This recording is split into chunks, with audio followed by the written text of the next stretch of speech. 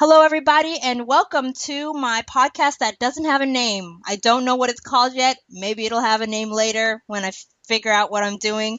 But primarily, we're going to be talking about zombies and all the fun zombie apocalyptic things that we can possibly think of. And of course, one of the first things you think of when you think about zombies is the most awesome television show, The Walking Dead, that is working on the second half of its third season. And I am going to pick that show apart and make it my little baby. And I hope that you can all join in and have fun with me. Today I am joined by an awesome, I'm going to call him a co-host because I think that's what he is. His name is Shaun. Say hello. Hello. He is my friend, and we're going to go over the third season premiere of the second half and talk about our impressions and anything else that comes to mind. We each have our little points, and we'll go over those. I'm going to start out, though, by giving my general impression of this third season up to this first episode of the second half. And I have to say it's my favorite season so far, just because it's actually getting real and they're not doing as many stupid things that make me go, why? Why are they doing that? That wouldn't happen. Why are this is stupid? So I'm thoroughly enjoying the changes that the characters have gone through over their winter break.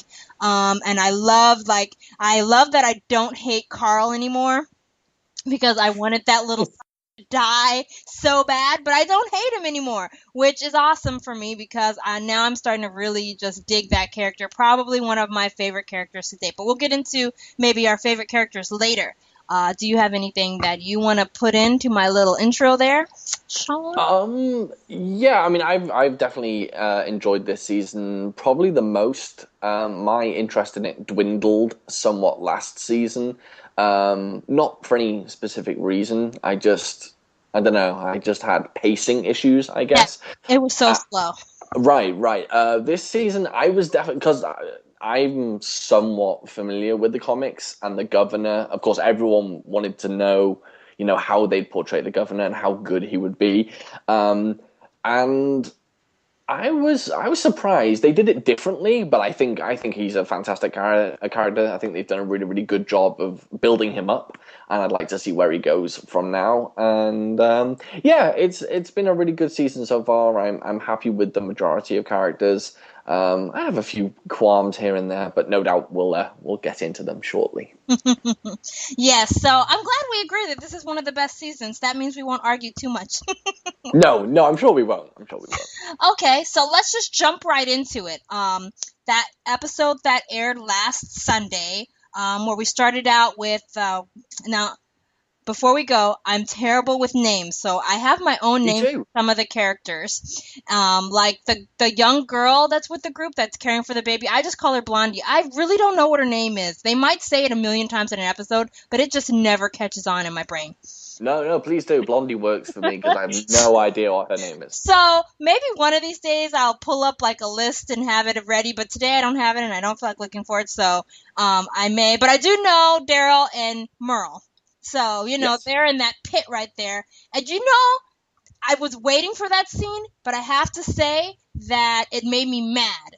And the reason why it made me mad is because all of those people were so gung-ho and like, oh, kill him, kill him, kill him. But then when it came down to it, I felt like they're all just so wimpy and soft. And how do they transition from being these ruthless, like, we're going to have people fight in a zombie pit and blah, blah, blah, blah. But then they're so soft and can't survive on their own. That was the only thing that really got me about that initial, like, those scenes with the townspeople. I was just like, what? Right. They go from kind of mild-mannered pedestrians to bloodthirsty mob pretty quickly. Yeah, Yeah, I think it was just.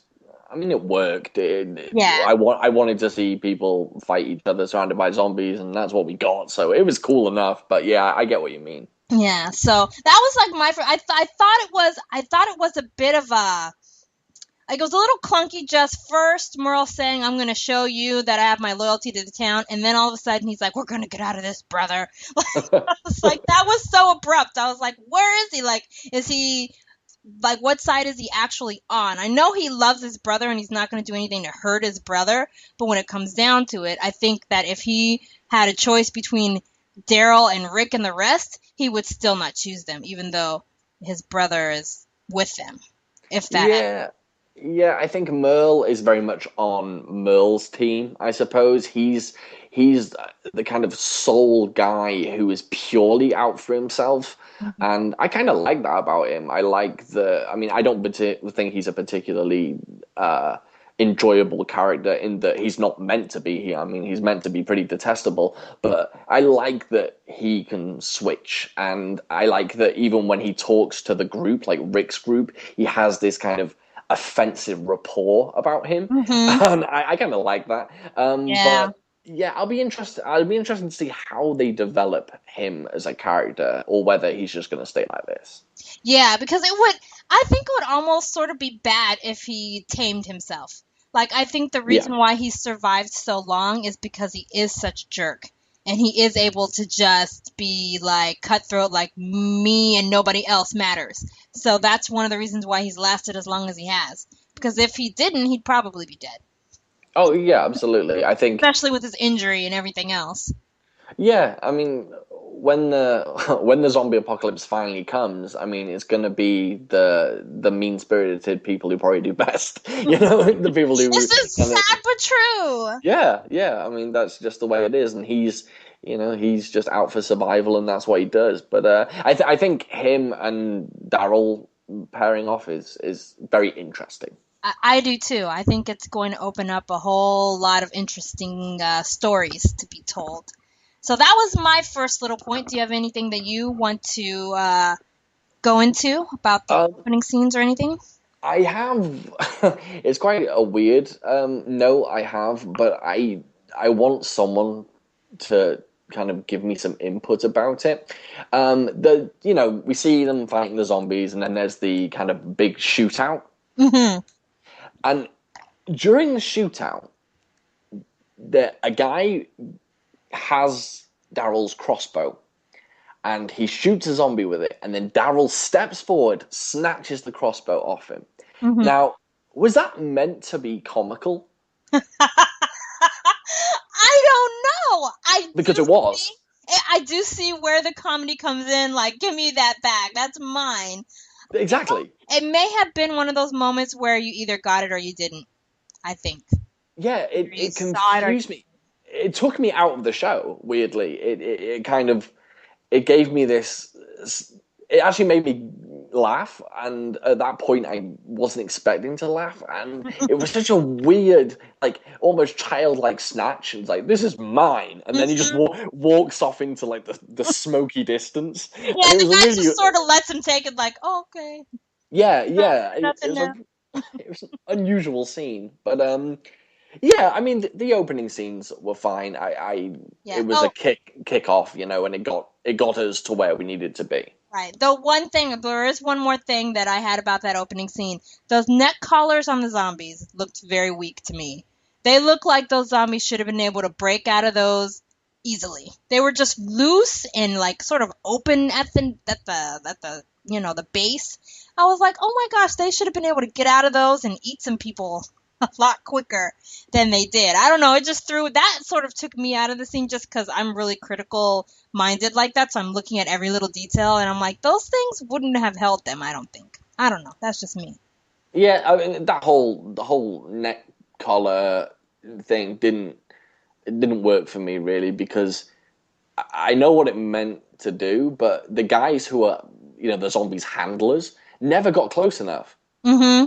And it was kind of I get there's meant to be an initial fear there, but I don't know. I mean, like I said, it was a fine opening.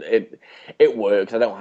I'm not gonna get too nitpicky on Not it, too but nitpicky. Like, I have a bunch of stuff about it. Like, why wouldn't they if they're going to do those fights like that, why would they have any danger to themselves at all? Why wouldn't there be a fence around the entire arena and just throw the zombies into that? Because one mistake and the zombies in their group, just like what happened then, and people are dead.